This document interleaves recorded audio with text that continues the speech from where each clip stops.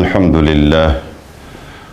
لله نحمده ونستعينه ونستغفره ونؤمن به ونتوكل عليه ونعوذ بالله من شرور أنفسنا ومن سيئات أعمالنا من يهده الله فلا مضل له ومن يضلل فلن تجد له وليا مرشدا وأشهد أن لا إله إلا الله وحده لا شريك له وأشهد أن سيدنا وسندنا وحبيبنا وشفيعنا ومولانا ونبينا محمدا عبده ورسوله أرسله بالحق بشيرا ونذيرا وداعيا إلى الله بإذنه وسراجا منيرا أما بعد فأعوذ بالله من الشيطان الرجيم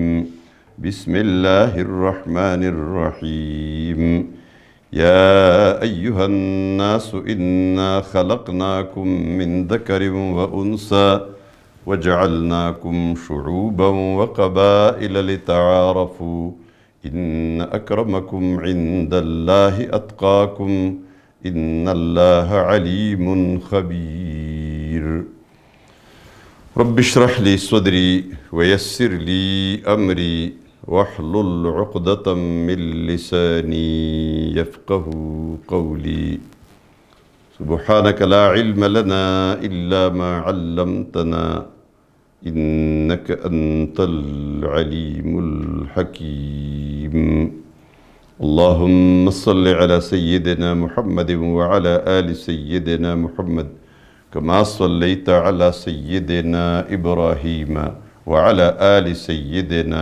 إبراهيم إنك حميد مجيد میرے انتہائی عزیز اور محترم بزرگوں، دوستوں اور بھائیوں اور انتہائی قابل احترام خواتین اسلام،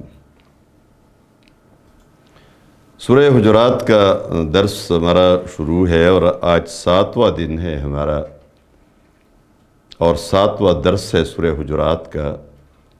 جو 7 قوانین بیان کیے گئے ہو رہے تھے، اس میں 7واں قانون ہم آج پڑھیں گے، اور اس قانون میں جو بنیادی بات بتائی جا رہی ہے وہ مومنوں کی ایک عالمگیر برادری ہے،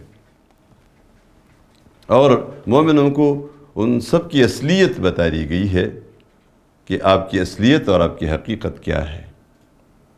اور یہ جو دنیا کے اندر مختلف ناموں کے ساتھ جھگڑے ہے، جو ذات پات کی تمیز ہے، جو قوموں اور قبیلوں میں امت کی تقسیم ہے، اس تقسیم نے کتنا نقصان پہنچایا ہے، اس نے ہماری اس عالمگیر برادری کو نقصان پہنچایا ہے۔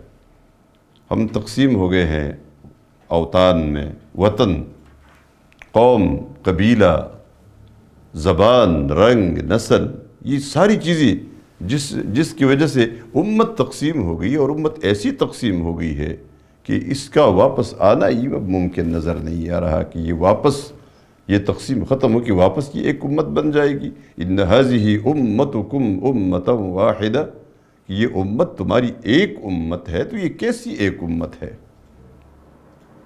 اب دیکھیے، ایک امت اس لیے بنی ہے کہ ایک تو یہاں فرمایا تمہیں ایک ماں باپ سے پیدا کیا گیا، ایک ماں باپ کی اولاد ہو، تو ایک ماں باپ کی اولاد بھائی ہوتے ہیں، اس میں کہیں بھی کوئی کسی پر برتری ثابت کرنے کی کوشش نہیں کرتا کہ وہ برتری ثابت ہو جائے اس پر۔ وہ اس لیے کہ اگر کوئی ایک بھائی آ جائے، آپ نے کبھی غور کیا ہے، کبھی سوچا ہے؟ ایک بھائی آیا اور دوسری بھائی سے اس نے کہا کہ تمہاری نسب سے میرا نسب بہتر ہے، تمہارے خاندان سے میرا خاندان بہتر ہے۔ دیکھیں کہ یہ گالی بنتی ہے یا نہیں بنتی؟ اب دیکھیں، اب جب میرا باپ مجھے معلوم ہے، آپ کا باپ مجھے معلوم ہے، ہم سب ایک باپ کے بیٹے ہیں، آپ کیسے کہہ سکتے ہیں کہ میرا نسب بہتر ہے؟ پھر لوگ کہیں گے نا، پھر جب آپ کا نسب بہتر ہے تو میرا باپ پھر کوئی اور ہے، تمہارا باپ کوئی اور ہے۔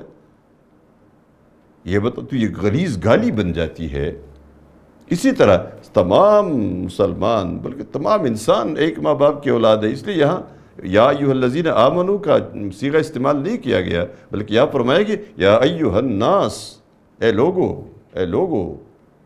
جو بھی ہو، اِنَّا خَلَقْنَاكُم مِّن ذَكَرٍ وَأُنثَىٰ، ہم نے تمہیں ایک مرد اور ایک عورت سے پیدا کیا ہے، من ذکر و انثیٰ۔ تمہارا باپ آدم ہے اور تمہاری ماں حوا ہے، ایک ماں باپ کی اولاد ہو تو بہن بھائی ہو۔ اب جب بہن بھائی ہو تو پھر تمہارا نسب ایک ہے، تمہارا قبیلہ ایک ہے، تمہاری قوم ایک ہے، تمہارا سب کچھ ایک ہے، اس لیے کہ تمہارے ماں باپ ایک ہے۔ اب ایسے موقع پر اگر کوئی کہے نا میں بہتر ہوں، تو بھئی تم کہاں سے بہتر آ گئے ہو؟ میرا نسب بہتر ہے، تم کہاں سے تمہارا نسب بہتر ہے؟ تمہارا نسب ہے کون سا؟ وہی نسب ہے جو میرا ہے، وہی تمہارا ہے، وہی خاندان ہے جو میرا ہے، وہی قوم ہے جو میرا ہے۔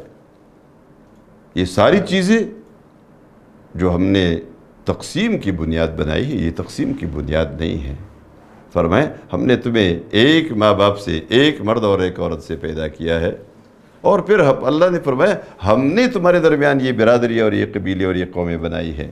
وَجَعَلْنَاكُمْ شُعُوبًا وَقَبَائِلَ لِتَعَارَفُوا، اور ہم نے تمہیں قوموں میں تقسیم کیا ہے، قبائل میں تقسیم کیا ہے، تاکہ تم ایک دوسرے کے ساتھ تعارف کر سکو۔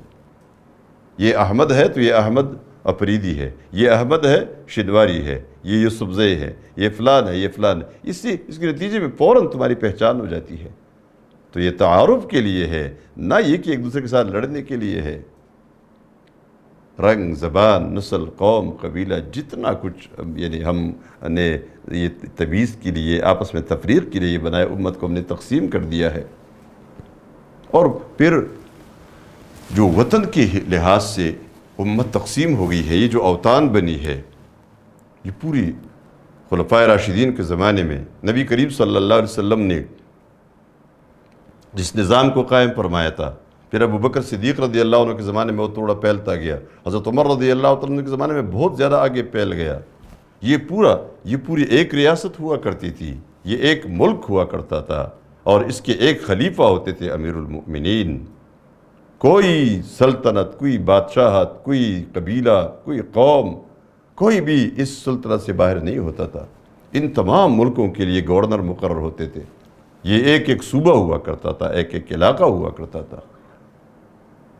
اب جب یہ پورا ایک ملک تھا تو بس واقعی ایک ملک ہے، اور سب مومن ایک امت ہے،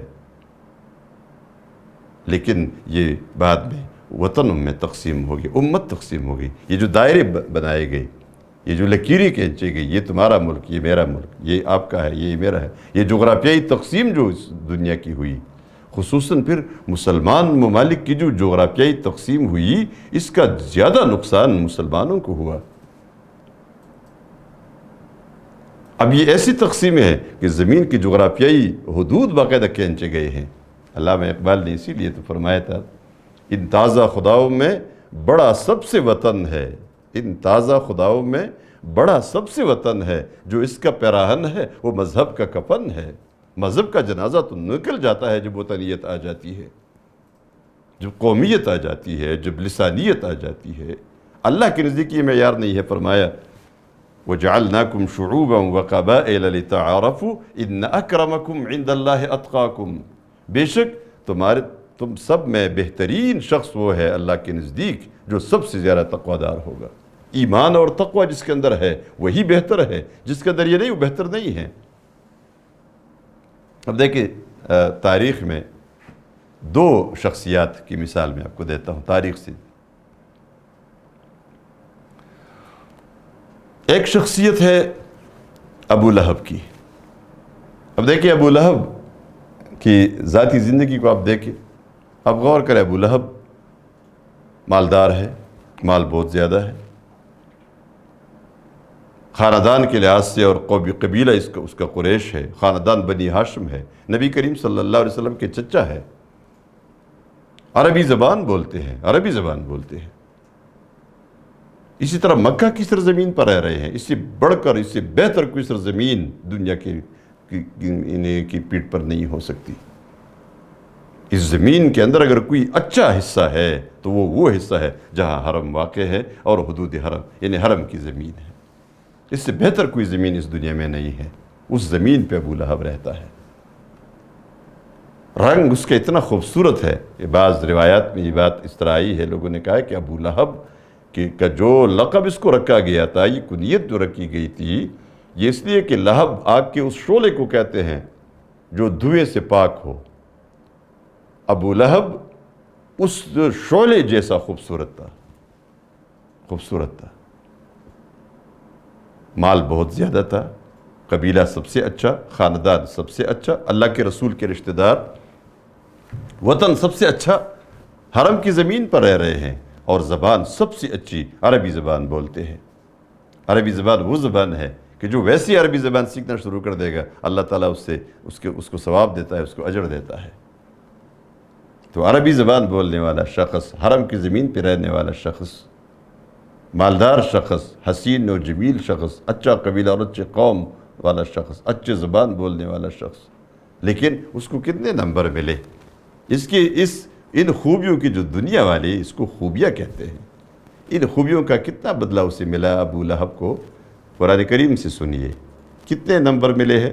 قرآن نے فرمایا سورۃ اللہب، تبت یدا ابی لہب وتب، تبت یدا ابی لہب وتب، ما اغنى عنہ مالہ وما کسب، سیصلی نارا ذات لہب وامرأته حمالة الحطب فی جیدها حبل من مسد۔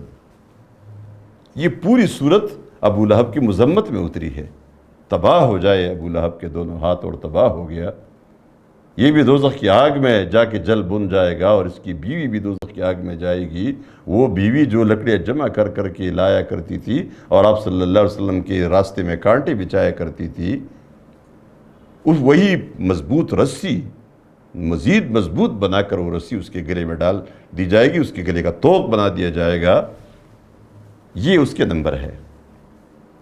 دوسری طرف ایک اور شخصیت ہے، ایک اور شخصیت حضرت بلال رضی اللہ تعالیٰ عنہ کے نام سے ہم اسے جانتے ہیں۔ حضرت بلال رضی اللہ تعالیٰ عنہ کا نام آتا ہے، ابھی میں اگر اس طرح پڑھوں حضرت بلال یا صرف بلال کہوں تو آپ فوراً آپ کی زبان پر نہیں، آپ کا دل بولنا شروع کرے گا، رضی اللہ عنہ وارضاہ۔ ایسی شخصیت حضرت بلال رضی اللہ عنہ، لیکن حضرت بلال رضی اللہ عنہ کو آپ دیکھیں، رنگ سے بالکل کالا، حبشی تھے، اور حبش جس طرح ان کا رنگ ہوتا ہے اسی طرح رنگ تھا۔ حضرت بلال رضی اللہ تعالیٰ عنہ کے پاس مال کچھ نہیں تھا، غلام تھے، حضرت ابوبکر صدیق رضی اللہ تعالیٰ عنہ نے پھر خرید کر آزاد کر دیا تھا جب امیہ بن خلف نے اس پہ بڑا ظلم کیا تھا اور ظلم کر رہا تھا۔ نبی کریم صلی اللہ علیہ وسلم اس غلام کے خریدنے سے بہت زیادہ خوش ہو گئے تھے اور فرمایا تھا، ابو بکر سیدنا واعتق سیدنا، ابو بکر ہمارے سردار ہے اور ہمارے سردار کو آزاد کر دیا۔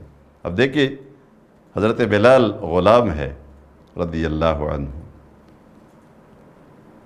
رنگ کالا ہے، اور پھر جب ہم دیکھتے ہیں تو بلال کے پاس کوئی مال دولت نہیں ہے، کچھ نہیں ہے۔ نبی کریم صلی اللہ علیہ وسلم فرماتے ہیں نا کہ مجھے اور بلال پہ ایسے وقت بھی آئے کہ ہمارے کھانے کے لیے کچھ نہیں ہوتا تھا، الا یہ کہ حضرت بلال جو کچھ اپنے آستین میں چھپائے ہوئے ہوتے تھے وہ ایسے سخت وقت میں نکال کے ہم کھایا کرتے تھے۔ غربت کی حالت ہے حضرت بلال رضی اللہ تعالیٰ عنہ کی، اس کی زبان کوئی جانتا نہیں ہے، اس کی زبان کوئی نہیں جانتا۔ یہ سب کچھ یعنی رنگ، نسل، قوم، قبیلہ، اور وہ آزاد بھی نہیں ہے، غلام ہے، تو رنگ، نسل، قوم، قبیلہ، وطن، جو کچھ آپ دنیا والے اچائی سمجھتے ہیں، یہ ایک بھی حضرت بلال رضی اللہ عنہ کے اندر نہیں ہے۔ لیکن نبی کریم صلی اللہ علیہ وسلم ایک مرتبہ حضرت بلال رضی اللہ عنہ سے فرماتے ہیں، بلال آپ کون سا عمل کرتے ہیں؟ بتائیے ذرا آپ کون سا عمل کرتے ہیں؟ اس لیے کہ معراج کی رات جب اللہ تبارک و تعالیٰ مجھے اوپر لے گیا اور جنتوں کا سیر کرایا، میں نے جنت دیکھی، تو جنت میں اپنے سے آگے تمہارے جوتوں کی آوازیں سن رہا تھا۔ اب دیکھیں بلال جنتی ہے، بلال جنتی ہے، ابو لہب جہنمی ہے، اب آپ غور کریں وہ کون سی چیز تھی؟ یہاں ایمان اور تقوی ہے۔ حضرت بلال رضی اللہ عنہ کے اندر ایمان ہے اور تقوی ہے۔ دوسری طرف ابو لہب دنیا کا سب کچھ موجود ہے لیکن ایمان اور تقوی نہیں ہے۔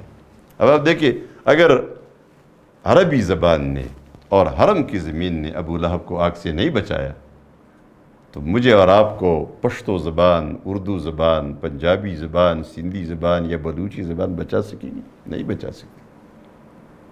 بچائے گی تو کیا چیز ہمیں بچائے گی؟ ایمان اور تقوی۔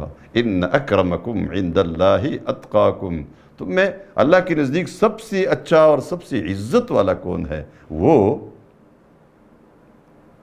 جو تقوی میں سب سے آگے ہو، جو تقوی میں سب سے آگے ہو۔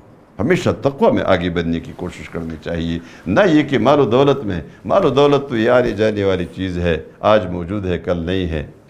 ہمارے ہاں پشتو میں کہا جاتا ہے، میں اردو میں ترجمہ سناتا ہوں اس کا، کہ وہ لوگ کہتے ہیں کہ کسی نے رات کو صرف شوربہ کھایا اور کسی نے شوربہ کو اپنے گوشت اور گھی اور تیل اور جو کچھ تھا وہ سب کے ساتھ کھایا۔ صبح جب اٹھے دونوں ایک جیسے پرتے، وہ پشتو میں کہتے ہیں نا کہ چاؤ خوڑا کڑی کہ چاؤ خوڑا گوڑی چی سہر پاس ردوان یوشانو سڑی۔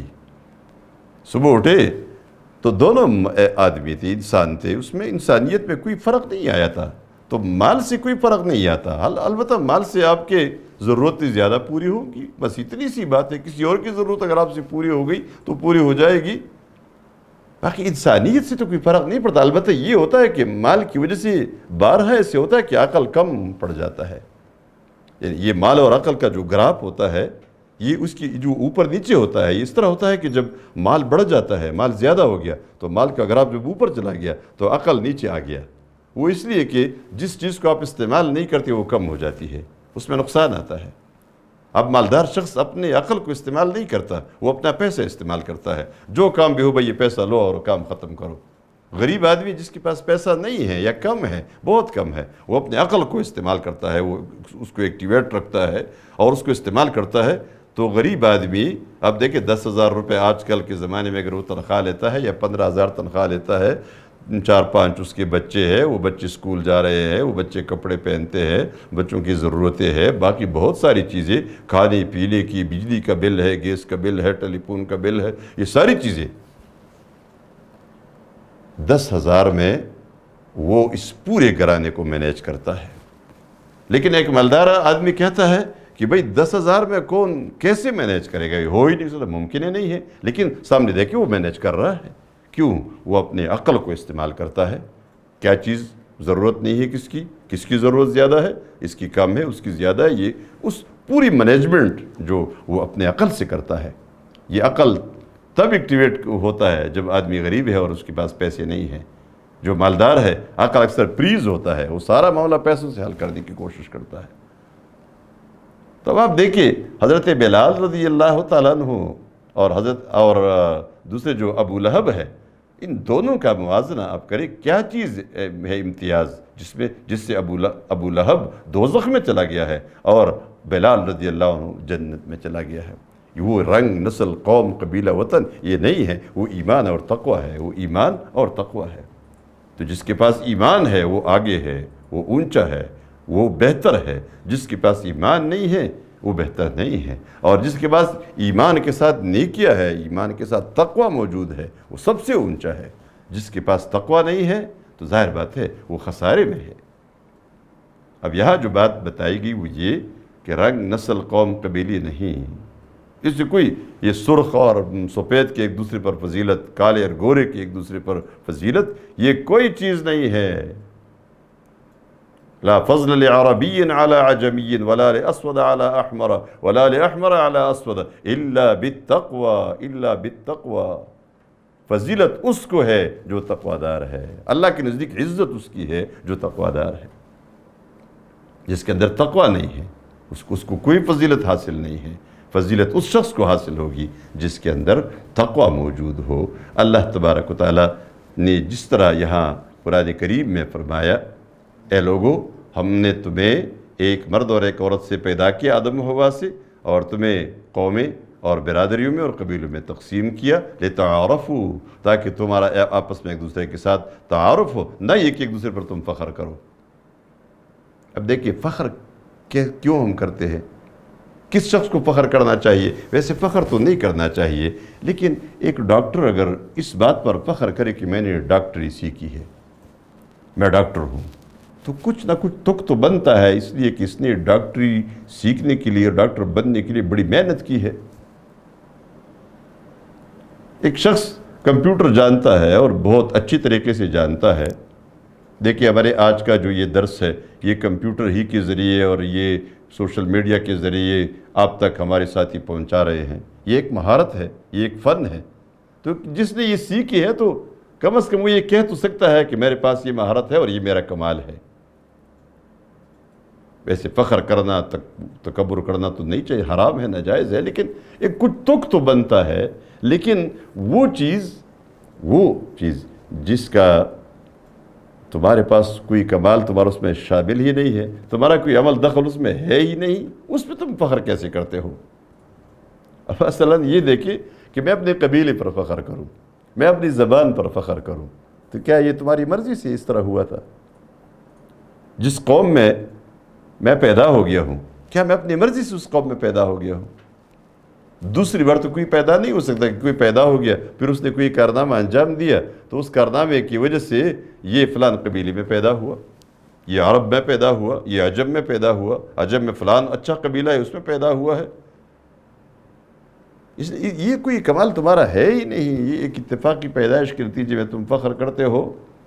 تم اپنا کوئی کمال دکھاؤ، اس میں تمہارا کیا کمال ہے؟